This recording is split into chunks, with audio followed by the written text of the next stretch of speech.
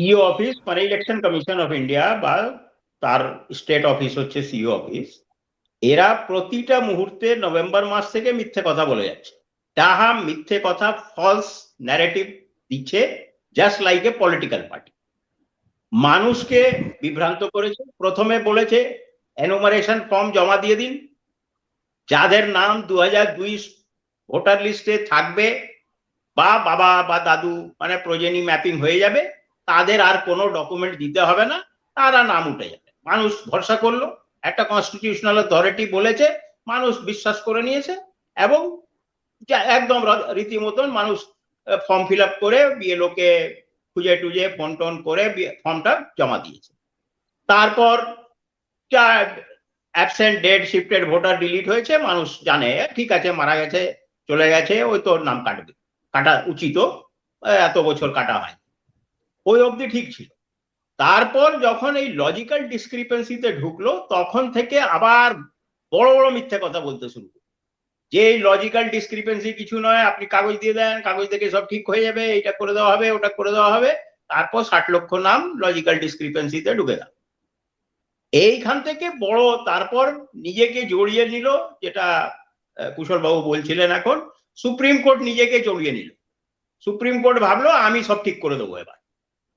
এবার 60 লক্ষ ভোটারকে এক মাসের মধ্যে হিয়ারিং দিয়ে কাজ করা, সবকিছু করে দেওয়া, ঠিকঠাক করে দেওয়া।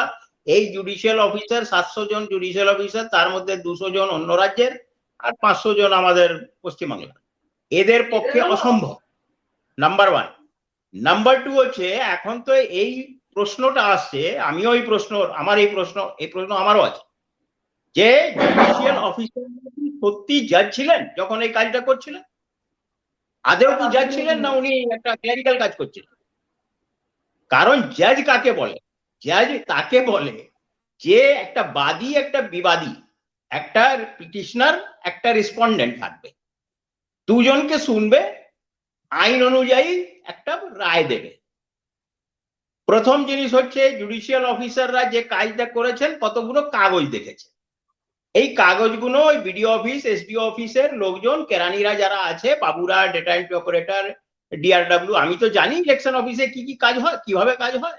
ইলেকশন অফিসে ইলেকশনের সময় ডিআরডব্লিউ নিয়োগ করা হয়। ডিআরডব্লিউ মানে ডেইলি রেটেড ওয়ার্কার, প্রচুর group D daily rated worker, 300-400 টাকাতে ডেইলি রেটেড করে লোক রাখা হয়। ওরাই এই কাজটা করছিল, ওরাই জুডিশিয়াল অফিসারের কাছে কাগজ নিয়ে যাচ্ছে, এই করছে ওই করছে। Judicial officer running against time ছিলেন, উনাকে হাইকোর্ট সুপ্রিম হাইকোর্ট বারবার ধাতানি দিচ্ছে, তাড়াতাড়ি শেষ করো, তাড়াতাড়ি শেষ করো, তাড়াতাড়ি শেষ করো। তো ওই তাড়াতাড়ি শেষ করতে চল কি হয়েছে, ও অ্যাকসেপ্টেড হলো, ডিলিটেড হলো, যা পারিস কর বাবা। কারণ রিজন অর্ডার দিতে হতো, হয়নি তো। রিজন অর্ডার দিলে মানুষ একটু সতর্ক থাকে যে এই রিজন অর্ডার বাইরে বেরোবে এবং এটা চ্যালেঞ্জ হবে।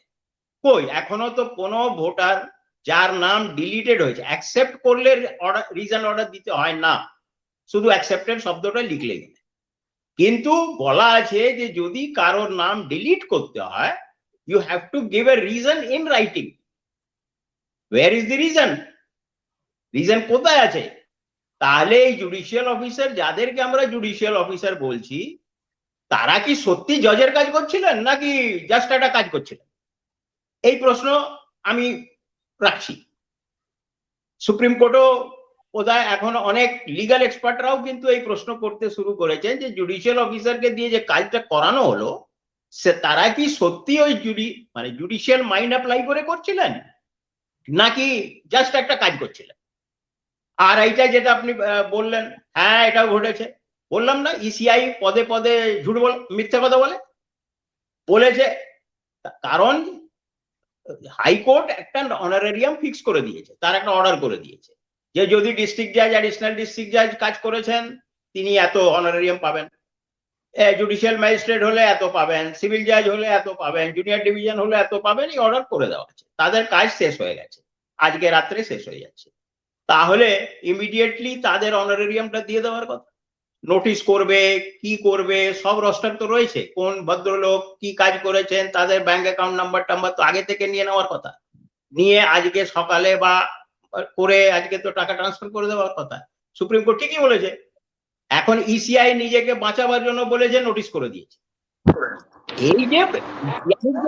এই যে পুরো জিনিসটাকে নিয়ে ইসিআই যেভাবে ছেলে খেলা করছে বা সিও অফিস যে ছেলে খেলা করছে, কোনো একটা কাজও একদম এনুমারেশন ফর্ম জমা থেকে শুরু করে একটা কাজও কি পরিষ্কার ভাবে একদম পুরো ডাইরেকশন দিয়ে করেছে? আমি তো দেখিনি। এত বছর ইলেকশন করার পর আমি তো দেখিনি যে একদম পরিষ্কার অর্ডার সার্কুলার ঠিকঠাক করে টাইমলি করে দিয়েছে। করেনি তো, একটাও কাজ করে না। ইন রেসপেক্ট টু, এবার পোস্টিং এ আসি। এখন যিনি চিফ সেক্রেটারি আছেন, ডিজি পুলিশ আছেন, ক্যালকাটা পুলিশ কমিশনার আছেন, প্রায় সব জেলার জেলা শাসক আছেন, প্রায় সব জেলার এসপি আছেন, প্রায় সব বিডিও আছে, রিটার্নিং অফিসার আছে, 350-400 অফিসার। এইদেরকে সাধারণত কোঅপারেটিভ ফেডারেলিজমে কি হয়, রাজ্য সরকারের কাছে 3টে নাম চাওয়া হয় যে আপনি 3টে নাম দিন, ওইখান থেকে ইসিআই একটা সিলেক্ট করে। ইসিআই নিজের চয়েসে নিজে কিভাবে মোটিভেটেড হয়ে কে নাম দিচ্ছিল, ইসিআই ডাইরেক্ট পোস্টিং করেছে। এখন সেই নিজের পোস্টিং করা অফিসারকে, কলকাতা পুলিশ কমিশনারকে উনি যেভাবে অপমান করেছেন, ECI chief election commissioner, present police কমিশনারকে, উনার কোয়ালিটি নিয়ে, উনার পরীক্ষা নিয়ে, উনার আইপিএস এর পরীক্ষা নিয়ে, এইসব নিয়ে ওপেন মিটিং এ উনাকে অপমান করেছেন। এইভাবে কি চিফ ইলেকশন কমিশনার কাজ করবে? হ্যাঁ, অবশ্যই কেউ কারো ডেরিলিকশন অফ ডিউটি হলে নিশ্চয়ই তাকে শাস্তি দেবে, অবশ্যই দেবে। কিন্তু এইভাবে লোকজনকে ডেকে সব পোস্টিং গুলো তো ইসিআই ডাইরেক্ট করেছে। আজকে তাহলে এম্বারেস কেন ফিল করছে যে যে চিফ সেক্রেটারি ফোন তোলেননি, তো এটা ওটা করেননি, তো ওটা করেননি, তো ওটা করেননি, এইসব সব কথা তো ওপেন, পুরো সব ওপেনলি হচ্ছে। এটা কোনোদিন আমরা শুনিনি, কোনোদিন দেখিনি আমরা। এগুলো সব ইন্টারনাল ম্যাটার থাকতো between the state government and the election commission. সব নিজে মানে সিইও বারবার যেতেন সিট অফ পাওয়ারে, মানে নবান্ন বা আগে টাইটাসে, বারবার গিয়ে চিফ সেক্রেটারি চেম্বারে বসে, একই সার্ভিসের লোক তো, বসে নিজেদের মধ্যে কথা বলে কাজগুলো করতে। এখন তো যা যে জায়গায় গেছে, ডায়লগ ব্রেক হয়ে গেছে between the state government and the ECI, পুরো ডায়লগ ব্রেক হয়ে গেছে। কেউ কারোকে কমিউনিকেট করতে পারছে না, কেউ কারো শুনছে না। আমি তো জেলায় গেলাম, বললাম তো জেলায় আমার অনেক পরিচিত অফিসাররা আছে যারা আমার সঙ্গে কোনো সময় কাজ করেছে, অনেক লোক চলে আছে। আমি তাদেরকে এমনি ফোন করে জিজ্ঞেস করি, বলি এখন বলছে যে আমি জানি না যে রাত্রে আমার সাসপেনশন হবে কি হবে, ফর নো রিজন হোয়াটসঅেভার।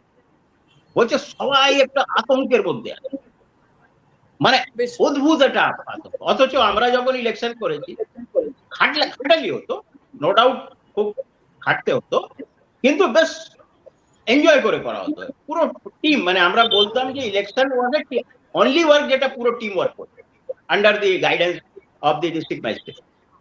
কিন্তু এখন ওটা পুরো ব্রেক করে গেছে, পুরোপুরি ব্রেক করে গেছে। এর জন্য ওয়ান অ্যান্ড অনলি ওয়ান যে লোক দায়ী আছে সেটা হচ্ছে চিফ ইলেকশন কমিশনার, আর স্টেটে তিনি হচ্ছেন চিফ ইলেকটর। এই দুটো লোক পুরো সিস্টেমটাকে পশ্চিমবাংলা একদম পুরো শেষ করে।